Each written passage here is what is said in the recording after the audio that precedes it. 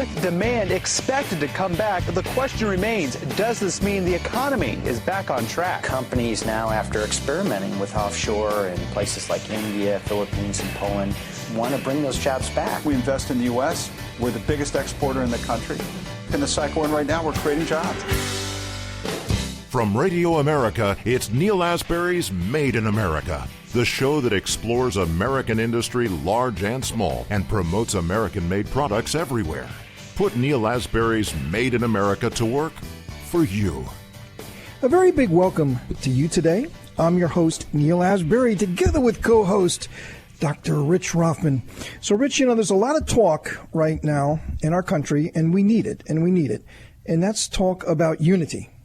Now, when I read the various media outlets, I am truly, truly hoping to see something that shows me unity and that this country is coming together. Hey, look, you had George W. Bush. Well, I guess you can start back to President Clinton and even back to President Reagan.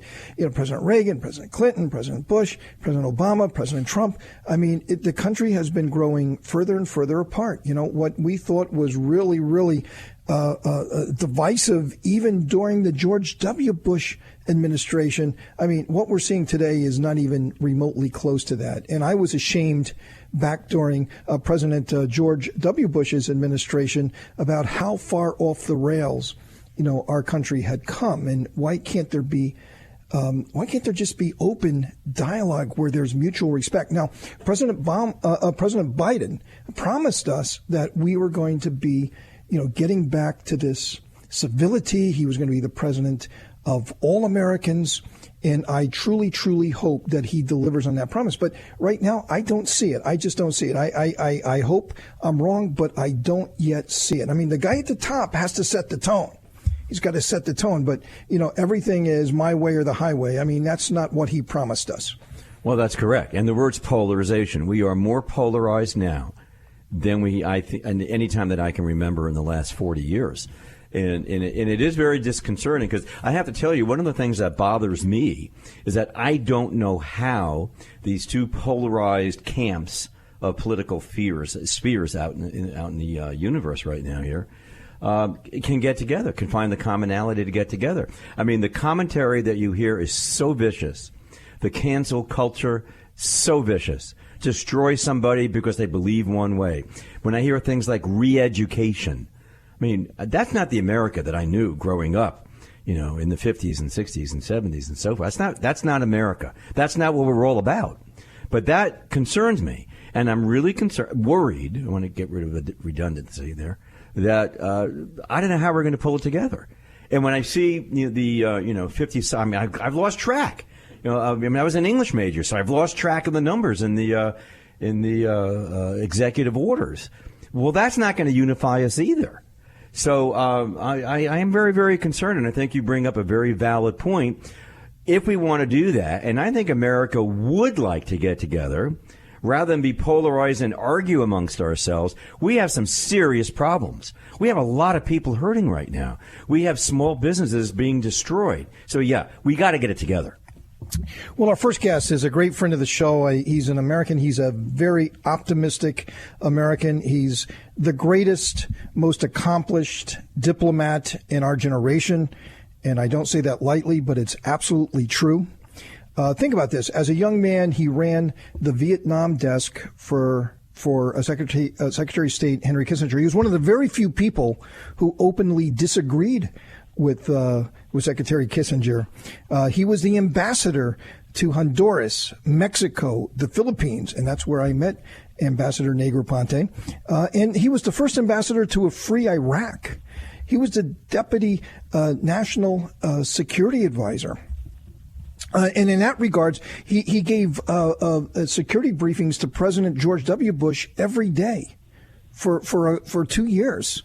Very important, very early in the morning, he was there at the White House serving our country. He was the ambassador to the United Nations. And as I said, after that, he was the first ambassador to a free Iraq. He was the first director of national intelligence, a position that was created after 9/11 by President George W. Bush. and his civil career ended as the U.S. Deputy Secretary of State.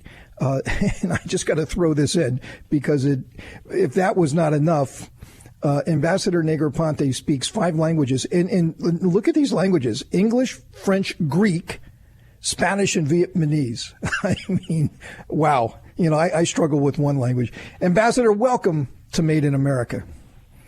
Thank you, Neil. Don't give me a language test, though, please, because some of those languages I used a long time ago. But anyway, I'm going to test you on your Vietnamese right now. I'm going to test you on that. But I know you served our country really well there, and I love hearing your stories. I mean, Ambassador, you got to write a book. I mean, your storytelling is absolutely incredible. For someone who's published one book and has got a second one on the way here in a month or so from now, you are one incredible man, and everything that you've done, that wisdom needs to be shared. I just got to tell you. So, okay, but listen, let me jump in here because I heard the two of you talking about our polarization, and you were kind of down in the mouth. And I think too pessimistic, frankly. And also, I think sometimes we have a nostalgic view of the past, and we always think things were better then than they are now. And, I grew up in the 50s and 60s. Well, I was an adult in the 60s. I joined the Foreign Service in 1960, but I grew up basically in the 1950s. And I remember Senator McCarthy and the anti-communist witch hunts, and I recall a lot of antagonism and bitterness in our body politic. There was a time when I was a small boy, Republicans and Democrats, right after World War II, they would hardly talk to each other. Harry Truman was disliked. Franklin Roosevelt was considered a traitor to his class. So, we have this strain that's gone on in our history over time. But, the real important thing is to find the points of convergence and the things on which we can work together. And clearly, a country that's put a man on the moon and passed the Civil Rights Act and built the greatest economy and technology in the world, clearly we know how to do things together. We have in the past, and I'm sure we will in the future.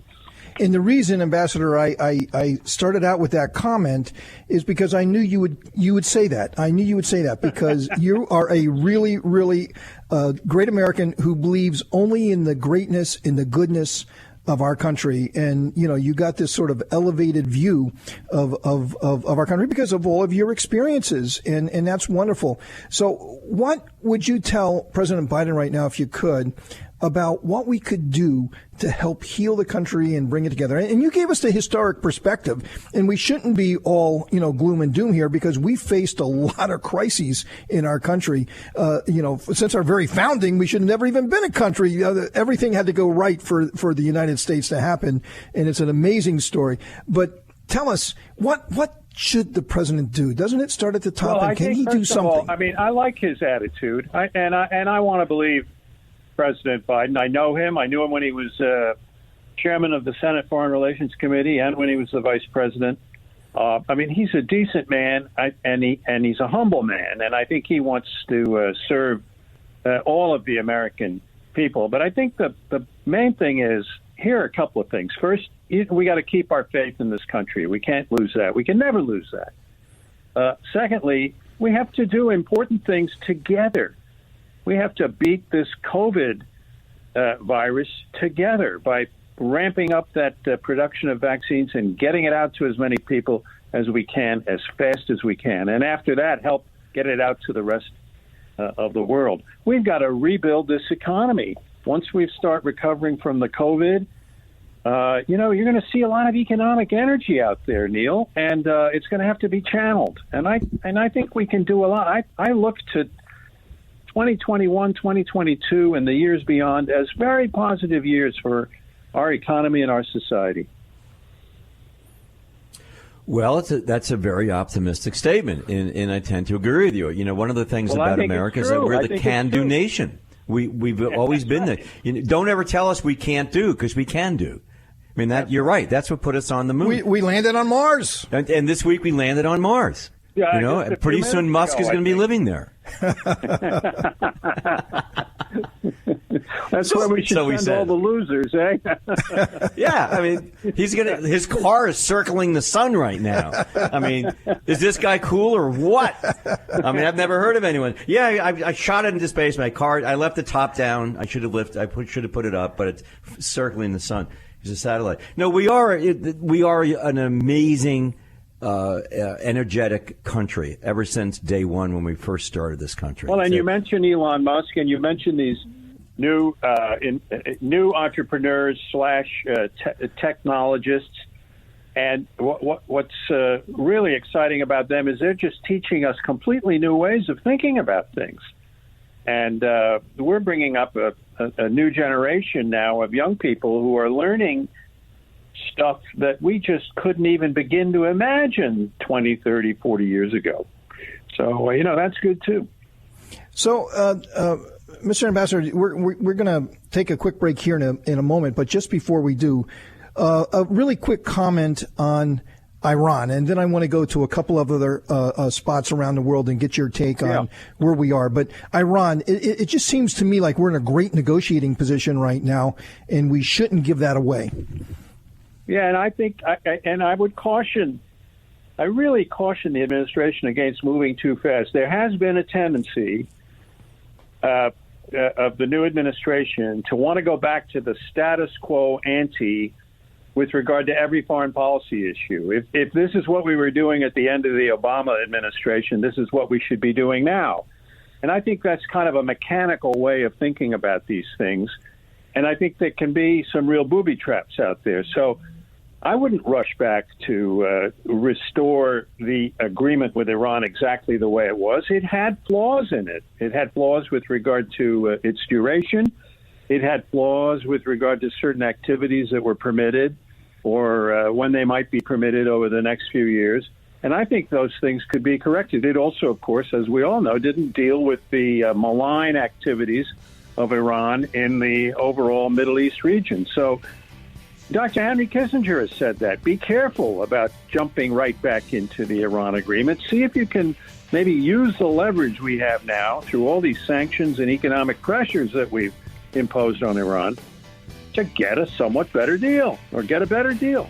It certainly makes sense to me. Ambassador, we got to take a quick break. We're together with Ambassador Negroponte. Stay with us. Still a lot more to talk about. Very, very important stuff.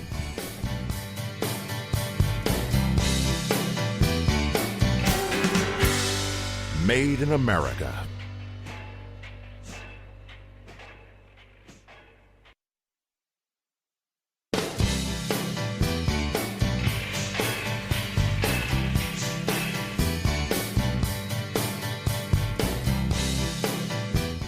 Welcome to Made in America. I'm your host, Neil Asbury, together with co-host Dr. Rich Ruffman. And we are together with Ambassador Negroponte, the most distinguished, the most accomplished diplomat in our generation. He's done so many incredible things for our country. And he's the guy we go to when we want to understand what's going on around the world.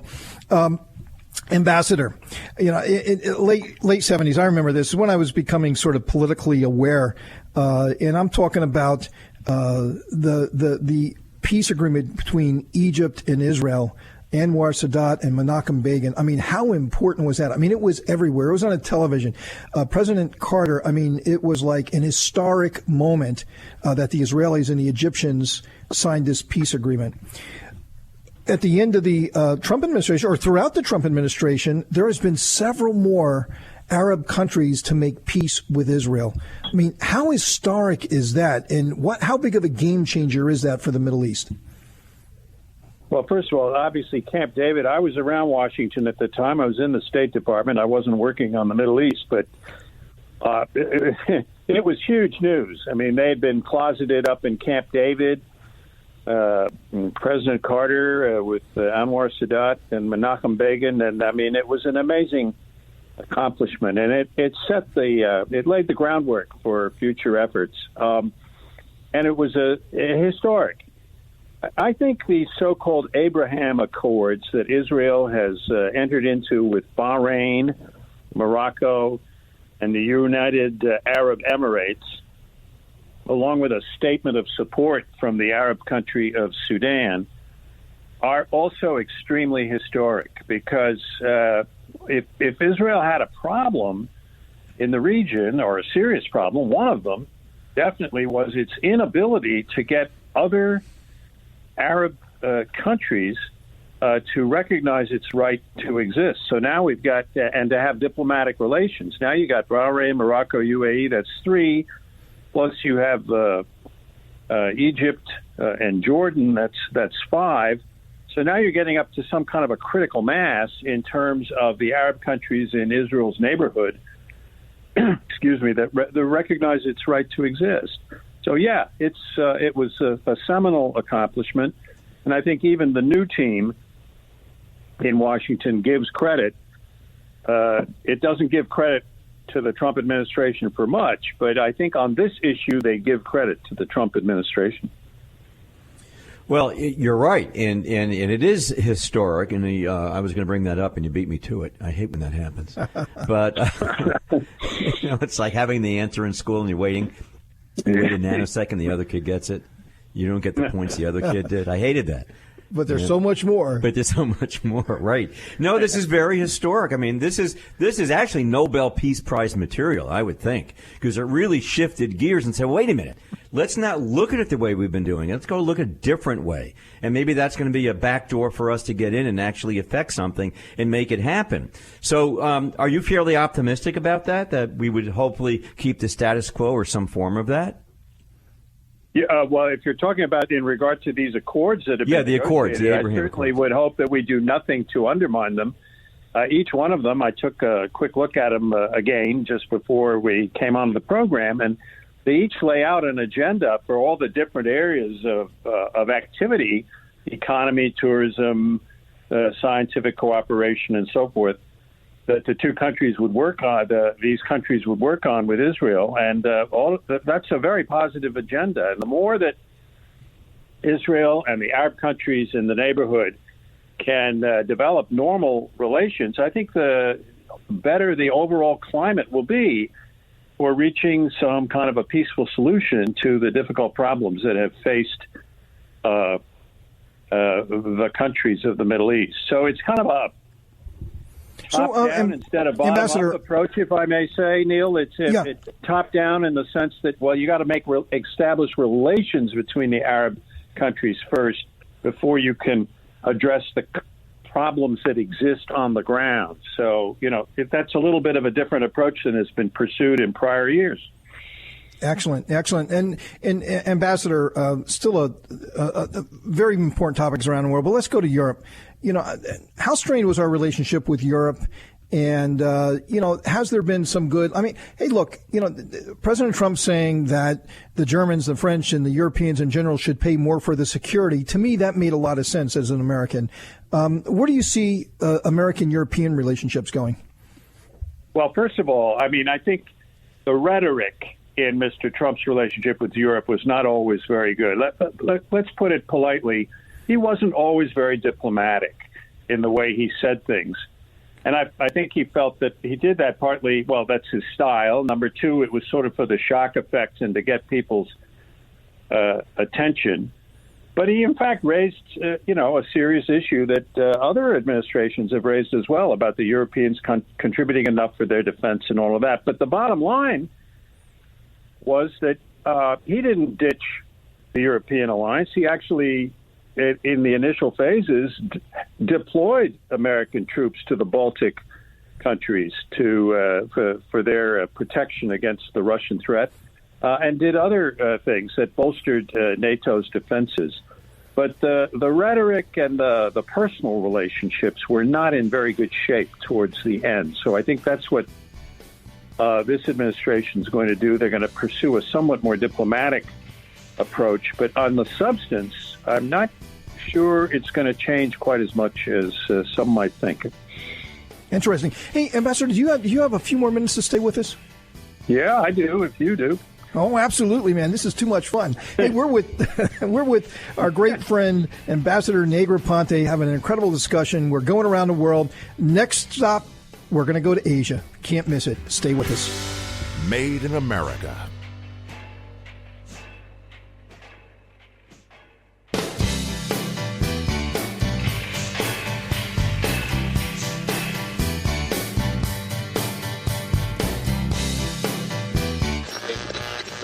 sharply higher at the open, stocks continued to perform well over the course of the day Tuesday. And I think that bodes well here over the next couple of years for having bigger demands coming to this country. Now, more of Neil Asbury's Made in America.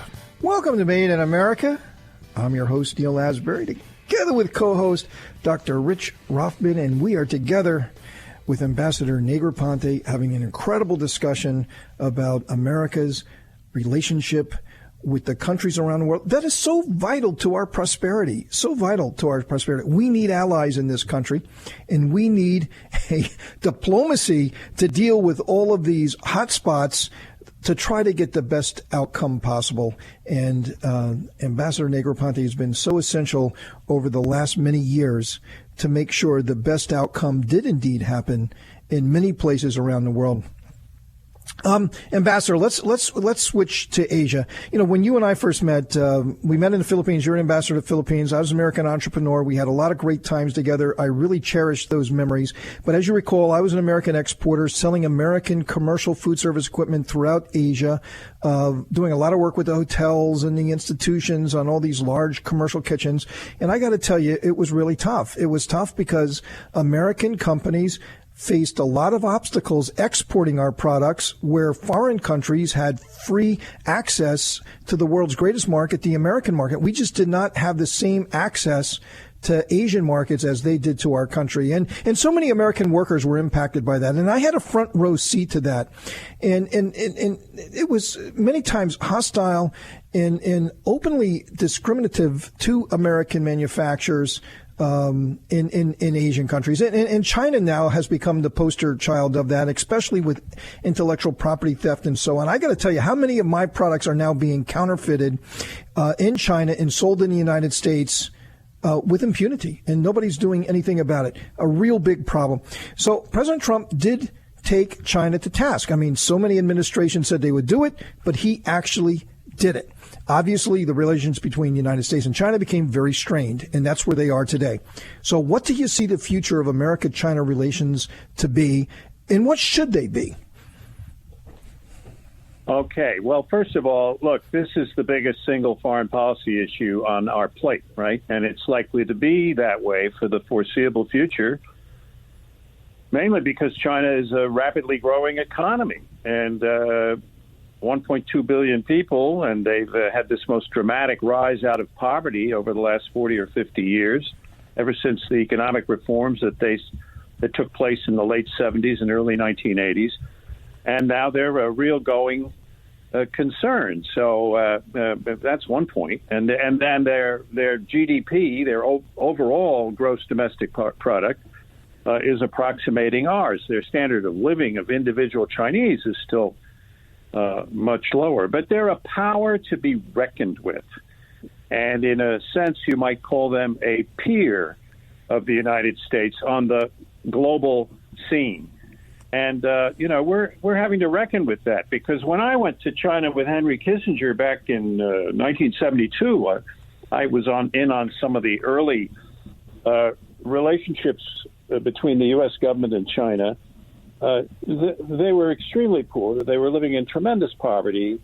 They hardly exported anything. They were just recovering from the Cultural Revolution and all these revolutionary activities, and they just hadn't yet, pulled their act together.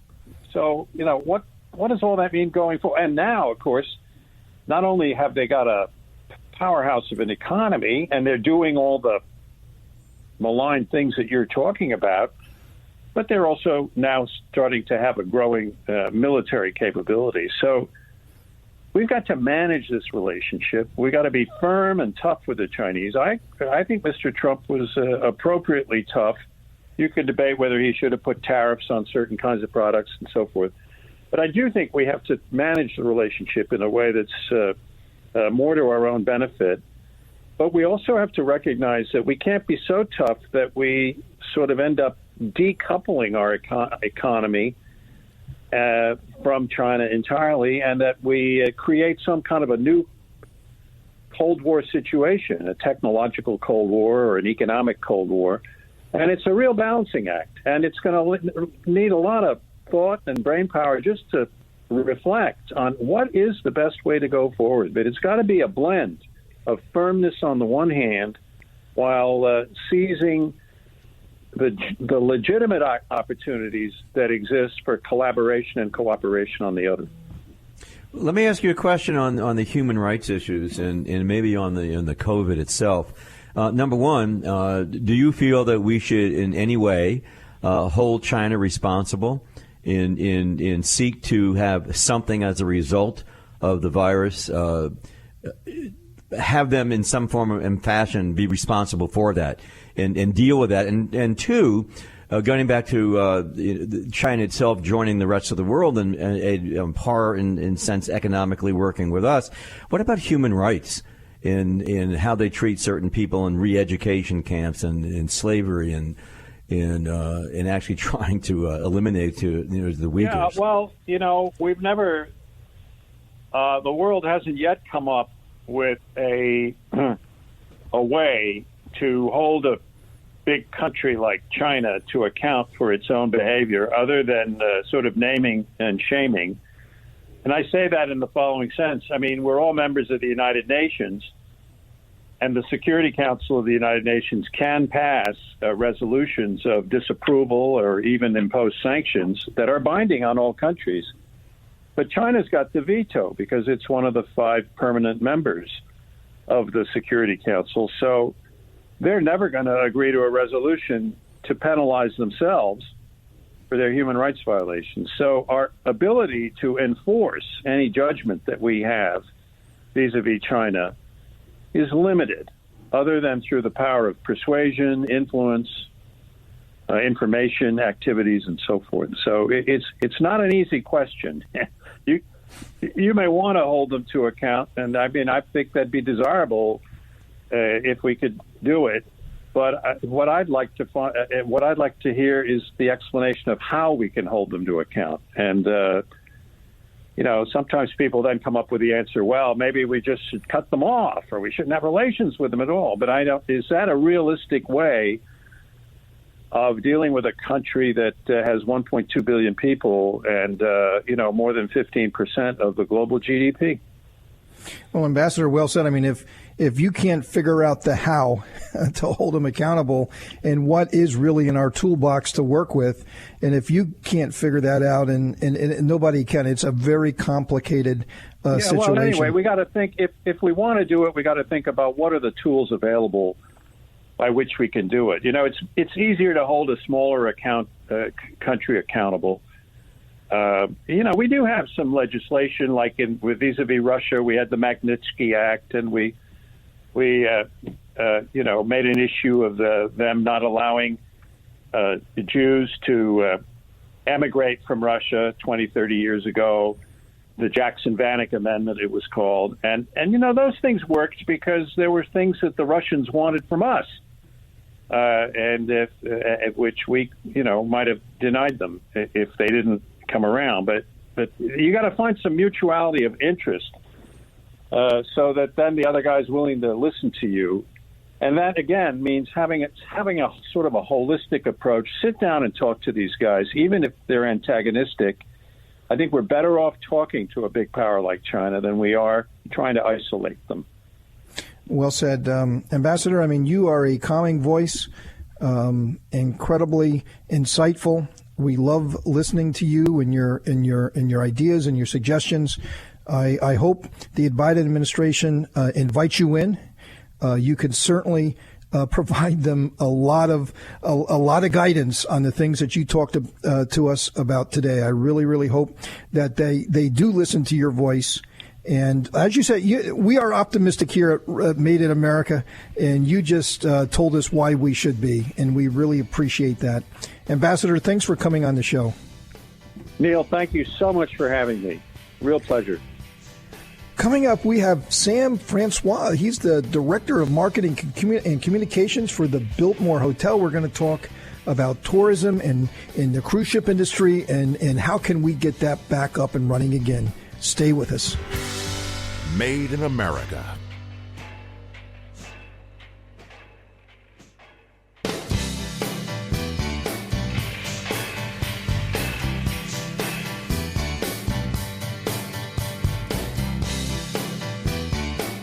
Welcome to Made in America. I'm your host, Neil Asbury, together with co-host Dr. Rich Ruffman. So, Rich, we got a really good friend of yours coming on the show now, and someone who is in a very important position at a real institution, a real tourism, a real destination institution in South Florida at the Biltmore Hotel. Why don't you tell us more about Sam? Yeah, I think this is great. Sam Francois is the Director of Marketing and Communications at the Biltmore. And for those of us around the country that need to understand this, the Biltmore is probably one of the most well-known destination hotels, historic hotels in the United States. It goes back to 1926. It's a landmark hotel. It's declared as one. And it really is a good barometer of where this country is going to go in terms of travel and the ability for people to come and stay and be part of the hotel chains.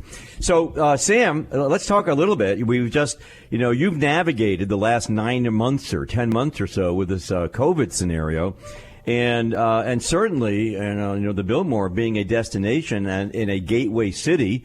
Latin America, the Caribbean, Europe, and so forth. Those are the folks who stay. As well as locals, domestic, at the Biltmore. It's a magnificent, huge property with a great history. Sam, so what do you see? How did you navigate that as quickly as possible? And where do you see the market going now? Because there seems to be more optimism out there. Well, that's right. That's right. And thank you for having me on, Dr. Rich. I like to call you Rich, but I'll call you Doctor and keep it formal for the show. Everything that you said is 100% accurate. We've had to navigate some pretty tough times as a result of COVID from the time that the news started making its way out to now. What you found is that it's affected multiple aspects of the hospitality industry. I actually came from cruising. You and I had talked about it a while ago that I came from cruising. Cruise was disproportionately affected by how fast, sudden, and quick from the Diamond Princess off the coast of Tokyo, I believe, to all of the hotel industry essentially going into a sort of freeze from March up until, in some instances, December of 2020.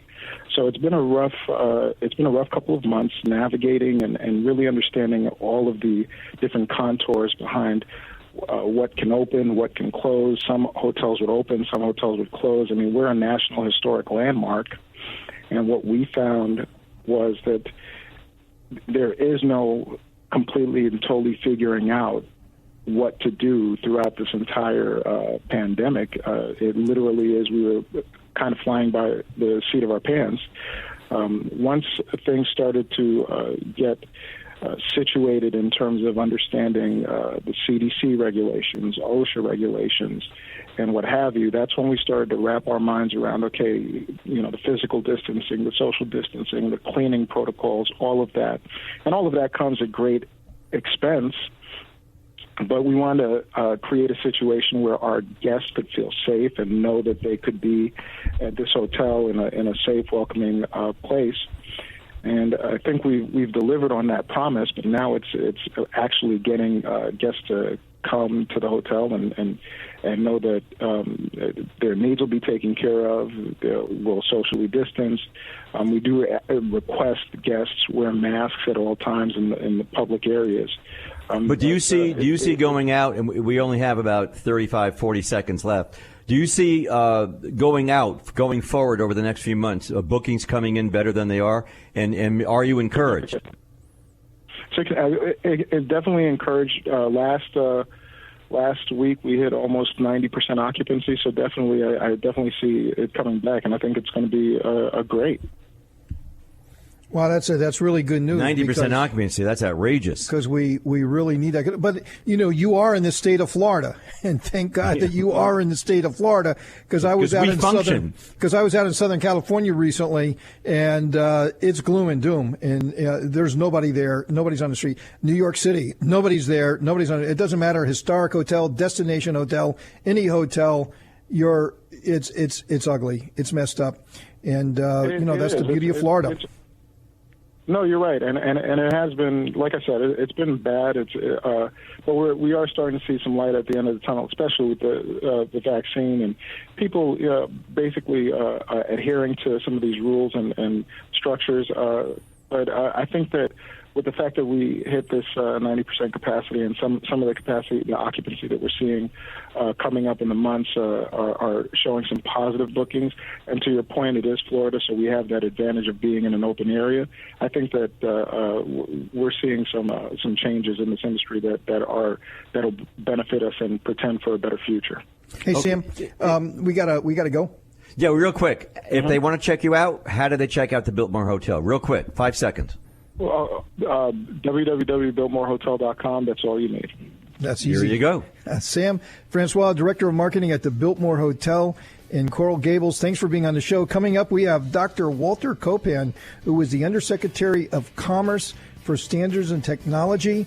A lot to talk about here with private-public partnerships. P3s, as they say. How technology is going to change our future for the good, and the good things coming out of the entrepreneurial involvement in our economy. You don't want to miss it.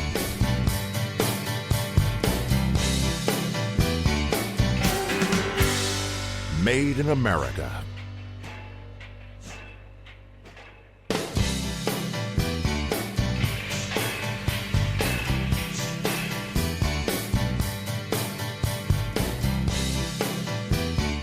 Welcome to Made in America. I'm your host, Neil Asbury, together with co-host Dr. Rich Raffaman. It's been an incredible show today. Ambassador Negroponte, the trip around the world, a very passionate, a very calming voice.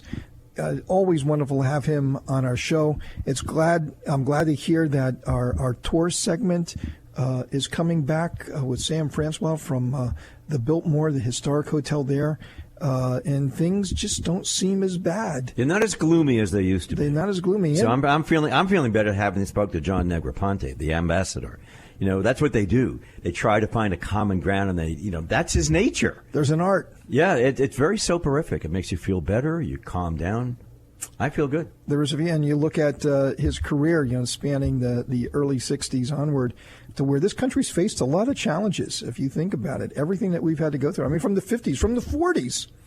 And there's been a lot of divisiveness in our country over the years, and somehow we always rise above it. But let's now talk about the good work that's been going on in the public-private partnerships to help with COVID. And hey, look, I think if we look back at COVID, you're going to see it was an amazing accomplishment to have a vaccine come out so quickly, get produced so quickly, and to get people vaccinated so quickly. Yes, we still got a long way to go, but in a historic basis, I don't think anything has ever been done like this. And the private sector was the one who did the big lift. The big lift came from the private sector.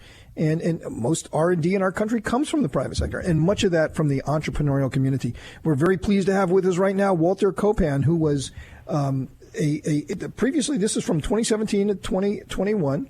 So under President Trump, he was the Undersecretary of Commerce for Standards and Technology. Walter, welcome to Made in America. Thanks so much, Neil, and Rich, great to be with you.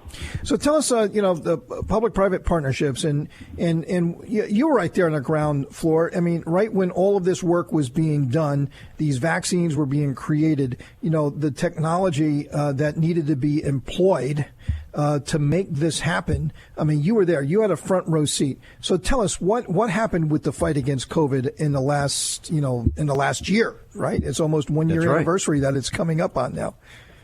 Absolutely, and it's the private sector and the public sector coming together to overcome a common challenge, and there's nothing to galvanize the private sector to take action. Also, is a pandemic, and having been involved over my career and certainly during my time at NIST and now beyond, focused on U.S. innovation.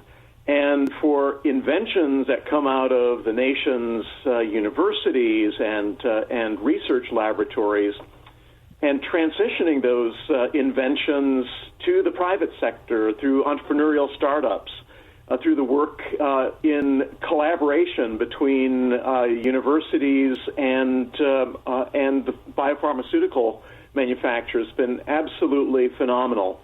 We've seen so much of the power of innovation and the importance of bringing public and private together, because a lot of the basic research in the United States and also around the world is funded by public sources, right? Industry focuses primarily on productization and taking inventions to the next level so they can get them to the market and into the economy. And so this dynamic that was created in the United States really goes back about 40 years. The Bayh-Dole Act of 1980 was absolutely central to U.S. entrepreneurship and innovation because it really allowed the universities, the federal labs, to take their inventions and to actually have industry partners who were incentivized to do something with those inventions. And so it's really the power of the U.S. innovation spirit together with our systems of innovation that enable collaboration, the public side, the private side, and we've seen it in absolute high gear in the work that's being done in new diagnostic techniques and their quality, and the work that's going on for the next round of vaccines that are going to be more able to handle the variants that we're hearing about in the news. Being on the front lines there, it's absolutely essential to have a U.S. free enterprise system that enables the great inventions, the great minds in America to actually transition to being made in America, if I can use that term, right? We like it. As U.S. manufacturers making America's inventions and accessing local and global markets as a result. Excellent. Dr. Copan, I mean, it's wonderful thoughts, and we appreciate your service and being there, to help us get through this COVID thing and getting this technology, getting the public sector, private sector working together. It couldn't have been done without it. I mean, it's a real model going forward. We can work together. The private sector, the entrepreneurs, as long as they have support from our government, they do incredible things, and we're witnessing right now, right as I speak. And as you say, this thing isn't over. It's going to take a lot more work from our entrepreneurial community working with our government to solve these problems. We're not out of the woods yet. Dr. Walter Copan, he was the Undersecretary of Commerce for Standards and Technology from 2017 to 2021. We thank you for being with us today, sir. Thank you so much. It's a pleasure to join you. Well, Rich, I can't believe it, but we're out of time. Show. This was just amazing. Just flew by. But unfortunately, it did fly by, and we're out of time. But we're going to be back again next week for another adventure of Made in America, where we never stop fighting for your jobs.